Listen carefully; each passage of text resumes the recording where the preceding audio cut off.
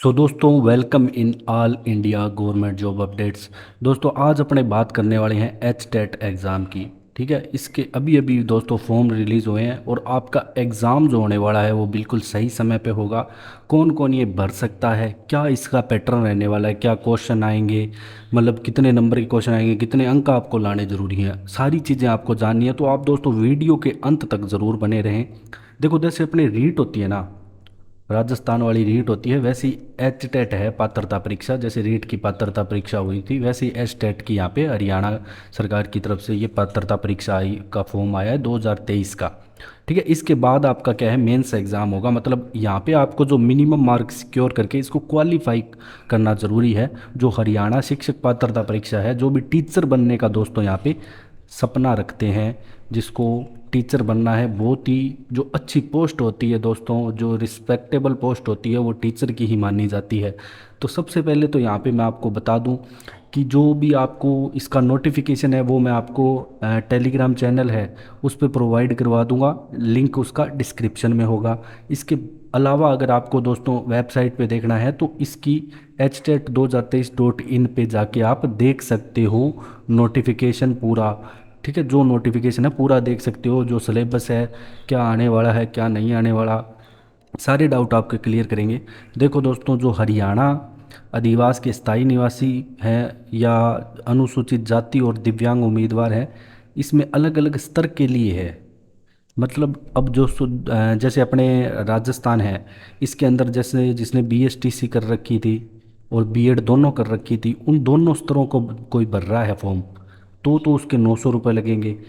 और तीनों स्तरों का एक पोस्ट ग्रेजुएशन लेवल का और है इसमें, वो भर रहा है दोस्तों, वो तीनों भरेगा तो 1200 लगेंगे, और सिंगल फॉर्म भरेगा तो 500 रुपये लगेंगे। ठीक है, अब हरियाणा से बाहर का मान लो, ये तो है हरियाणा वालों के लिए दोनों कैटेगरी। हरियाणा से बाहर का कोई भी फॉर्म भर रहा है, सिंगल फॉर्म 1000 रुपये का, दो फॉर्म भरेगा 1800 का, और 2400 के तीनों फॉर्म तीनों कैटेगरी में भरेगा। इसमें भी वैसे दोस्तों लेवल 1, लेवल 2 और लेवल 3 ऐसी कैटेगरी है। ठीक है, जैसे अभी राजस्थान में परीक्षा हुई थी तो दो कैटेगरी थी, एक लेवल 1 और एक लेवल 2। ये फर्स्ट से फिफ्थ क्लास के लिए, ये सिक्स से एट्थ क्लास के टीचर के लिए। तो वहीं दोस्तों यहाँ पे 3 लेवल है। ठीक है, सारी चीज़ें मैं आपको बताऊंगा अच्छे से दोस्तों, बस आप वीडियो में बने रहें। सबसे पहले आपको जो डेट है, आवेदन प्रणाली प्रारंभ कब होगी, ये हो चुकी है आपकी 30/10 तक। 30/10 से दोस्तों ये हो चुकी है, और अंतिम तिथि आपकी 10/11 है। ध्यान रखना, 10/11 है। मतलब आपकी जो 10 नवंबर है 2023, ये लास्ट डेट है बिल्कुल। कम समय यहाँ पे दोस्तों दिया गया है, तो ये ध्यान रखना। जो अंतिम तिथि है वो ये है। विवरण में सुधार आप कुछ कर सकते हो, वो 11 से 12 के बीच में कर सकते हो। इन दोनों डेटों को याद रखना है, आपके पास समय बिल्कुल कम है, तो आप टाइम से ये भर दें। बाकी पढ़ाई जो आपने कर रखी है दोस्तों, वो ही आएगा सारा सिलेबस में, वो कोई टेंशन या लेने की ज़रूरत नहीं है। आगे मैं आपको बताऊंगा जो भी सारी चीज़ें हैं, फ़ोटो, अंगूठे के निशान वगैरह इसमें थोड़े अलग अलग हैं। अगर आपको ये जानना है कि फॉर्म कैसे भरें, तो वो भी मैं आपको वीडियो बना दूंगा दोस्तों। प्रवेश पत्र आपका 24/11 को, अब देखो दोस्तों इतनी फास्ट प्रोसेस है कि 24 नवंबर को आपका प्रवेश पत्र यहाँ पे आ जाएगा, 11 तारीख को फॉर्म फिल होगा तो। ठीक है, दिसंबर में आपका एग्ज़ाम है स्टार्टिंग में, वो भी मैं आपको बताऊंगा, बस वीडियो के अंत तक ज़रूर बने रहें। पात्रता की बात करें, सबसे पहले तो अपने को ये पता होना चाहिए कि कौन यहाँ पे पात्र है, कौन एलिजिबल कैंडिडेट रहने वाला है। जो फर्स्ट से फिफ्थ क्लास तक पढ़ाएगा, वो न्यूनतम योग्यता पूरी करता हो, सिक्स से एट्थ तक, मतलब जिसे टीजीटी बोलते हैं। ठीक है, जिसने मतलब बीएड कर रखी है। यहाँ पे दोस्तों आपके जो जेवीटी और बीएसटीसी वाले हैं वो चल जाएंगे। और भी दोस्तों अलग अलग राज्य में इनके अलग अलग नाम होंगे। मतलब जो 12th के बाद करते हैं ना टीचर बनने के लिए, जो कोर्स होता है वो पहली से पाँचवीं के लिए, ग्रेजुएशन के साथ या बाद में करते हैं वो बीएड हो गया, फिर पीजीटी का अलग हो गया यहाँ पे। अब इनकी योग्यता भी आगे दी गई है, मैं पूरी आपको बताऊंगा। अब पहले अपने जान लेते हैं शैक्षणिक योग्यता किसकी, पहली से पाँचवीं तक की। मिनिमम आपके दोस्तों 50% अंकों के साथ जो वरिष्ठ माध्यमिक या एनसीईटी मान्यता प्राप्त 2007 के अनुसार, जो कि 31 अगस्त 2009 को अधिसूचित है, 2 वर्षीय यहाँ पे डिप्लोमा हो, चाहे किसी भी नाम से ज्ञात हो, 2 वर्षीय डिप्लोमा। मतलब ये क्या है कि 2 साल का ही होता है। जैसे अपने बीएसटीसी करते हैं तो वो 2 साल की होती है। ठीक है, राजस्थान में बीएसटीसी होती है, हरियाणा में जैसे जेवीटी होती है। तो ये सारी चीज़ें हैं। अब इसके अलावा भी दोस्तों जो लिखी गई है, 45% अंकों के साथ 2 वर्षीय डिप्लोमा, ठीक है, और अंतिम वर्ष में शामिल अगर कोई दोस्तों यहाँ पे लास्ट ईयर फाइनल ईयर में है तो वो भी यहाँ पे फॉर्म भरने के लिए एलिजिबल है। तो ये मेन इंपॉर्टेंट चीज़ है कि जो फाइनल ईयर वाला बंदा है ना वो भी यहाँ पे एलिजिबल है। तो ध्यान रखना, फाइनल ईयर वाले को भी यहाँ पे मिस नहीं करना है, फॉर्म भरना ही भरना है। और अलग अलग यहाँ पे दोस्तों कैटेगरी दी गई है, 4 वर्ष या मौलिक शिक्षा स्नातक हो, अंतिम वर्ष में शामिल हो। अब इसमें क्या है कि आजकल नए आगे ना कोर्सेज वगैरह, जिसमें क्या है कि आपको जैसे 4 वर्ष में बीएड एक साथ ही करवा देते हैं, वैसे वो सारी चीज़ें बताई गई है। अब अपने बात करेंगे अ, किसकी। अब यहाँ पे दो अंकों में अलग अलग यहाँ पे छूट दी गई है। योग्यता में जैसे 5%, ये कैटेगरी वाइज छूट होने क्यों मिलेगी, मतलब जो हरियाणा राज्य से बिलोंग करते हैं उन्हीं को ही दोस्तों यहाँ पे छूट मिलेगी। तो ये अपने को ध्यान रखना है, छूट सिर्फ यहाँ पे जो भी हरियाणा स्टेट के हैं उनको ही दी जाएगी। ठीक है, ये कैटेगरी वाइज यहाँ पे रिलैक्सेशन दिया गया है नंबरों में। अब अपने बात कर लेते हैं 6th 8 जिसे अपने टीजीटी बोलते हैं। ठीक है, छठी से 8वीं तक के जो दोस्तों यहाँ पे टीचर लगेंगे, बीटीसी, जेबीटी, डीआईएलडी, डीएड में सामाजिक शिक्षण विज्ञान में न्यूनतम 50% अंकों के साथ स्नातक डिग्री, मतलब यहाँ पे आपके साथ दोस्तों बीएड होनी चाहिए आपकी। ठीक है, उसे अलग अलग नामों से बोलते हैं। ठीक है, और यहाँ पे दे रखा है देखो, बीएड शिक्षा स्नातक विषय में, और जो भी आपका विषय है वो ध्यान रखना है। मान लो कोई मैथ साइंस का है तो वो साइंस का भरेगा, यहाँ पे सामाजिक विज्ञान का तो अलग अलग सब्जेक्ट वाइज यहाँ पे भरे जाएंगे। सामाजिक अध्ययन में न्यूनतम 50% अंकों के साथ 4 वर्षीय मौलिक शिक्षा स्नातक। ठीक है, अलग अलग यहाँ पे कैटेगरी दी गई है। अब अपने बात कर लेते हैं दोस्तों स्नातक डिग्री की। अब स्नातक में यहाँ पे दोस्तों 50% अंक होने चाहिए आपके, और इन 6 कैटेगरी में वैकेंसी है यहाँ पे। इतिहास, राजनीतिक विज्ञान, अर्थशास्त्र, भूगोल, समाजशास्त्र और मनोविज्ञान, अलग अलग यहाँ पे कैटेगरी वाइज दिया गया है। इसके बाद दोस्तों जो आपका टीजीटी है विज्ञान का, अब यहाँ पे वही सेम 50% न्यूनतम अंकों के साथ आपकी बीएड वगैरह पूरी होनी चाहिए। ठीक है, और बीएससी के मामले में न्यूनतम 3 विषयों का संयोजन मान लो। अगर ये 5 सब्जेक्ट यहाँ पे लिखे हुए हैं ना, इनमें से 3 सब्जेक्ट आपके बीएससी में होने चाहिए, ये बात लिखी गई है। ठीक है, ये ध्यान रखना। ऑनर्स के मामले में किसी एक डिग्री में उम्मीदवार को पाठ्यक्रम के पहले और दूसरे वर्ष अन्य 2 विषयों का अध्ययन किया हुआ होना चाहिए। तो ऑनर्स में थोड़ा सा अलग यहाँ पे चेंजेज है। और आपकी 10th क्लास में दोस्तों आपको हिंदी या संस्कृत होनी ज़रूरी है। हिंदी या संस्कृत एक विषय होना ज़रूरी है। जैसे पंजाब में पंजाबी मांगते हैं तो यहाँ पे दोस्तों हिंदी और संस्कृत आपकी 10th क्लास में ज़रूरी है। तो ये ध्यान रखना है। जो साइंस वाले हैं उनमें 5 में से आपके पास 3 विषय होने चाहिए, ऑनर्स के मामले में अलग चल जाएगा।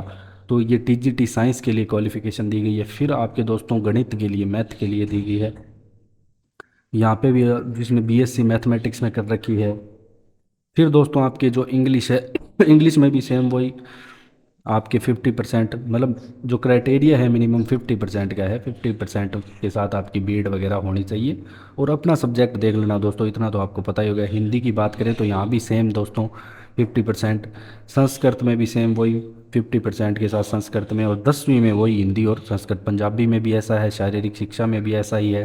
ठीक है, जो पीटीआई वगैरह लगेंगे उनके लिए है, बीपीएड किया होना चाहिए। अब पीटीआई वगैरह के लिए आपकी दोस्तों बीपीएड होनी चाहिए स्नातक वाली। शारीरिक शिक्षा में डिप्लोमा डीपीएड या इसके समकक्ष दोनों चल जाएंगे यहाँ पे, डिप्लोमा डीपीएड और बीपीएड वाले दोनों भर सकेंगे। फिर आर्ट की बात करें तो अ, ये कला वर्ग के लिए है। फिर आपका म्यूज़िक में भी दोस्तों आपकी अगर आपने बीटीसी, जेबीटी या डीईएलईडी कर रखी है तो आप एलिजिबल रहेंगे दोस्तों, जिसने म्यूजिक में ग्रेजुएशन करके बीएड वगैरह कर रखी है। अब अपने पोस्ट ग्रेजुएशन की बात कर लेते हैं दोस्तों। जो पीजी है, पीजी के लिए जो यहाँ पे आई है वैकेंसी, 9 सब्जेक्ट के लिए आई है, अंग्रेजी, गृह विज्ञान, पंजाबी, हिंदी, समाजशास्त्र, इसमें उर्दू। ठीक है, इसमें भी सेम 10th क्लास में आपके हिंदी या संस्कृत अनिवार्य है। यहाँ पे 50% अंकों के साथ आपकी होनी चाहिए, तो मिनिमम 50% है सभी जगह। बाकी दोस्तों आपकी कैटेगरी वाइज आपको यहाँ पे छूट मिल जाएगी। वही किसी मान्यता प्राप्त विश्वविद्यालय में 50% अंकों के साथ एमए, ठीक है, राजनीतिक विज्ञान या एमए लोक प्रशासन और बीएड होना अनिवार्य है। ठीक है, मास्टर डिग्री के साथ आपकी बीएड होनी चाहिए तो आप ये भर सकते हो। सीधी बीएड है तो छठी से आठवीं तक का भरो।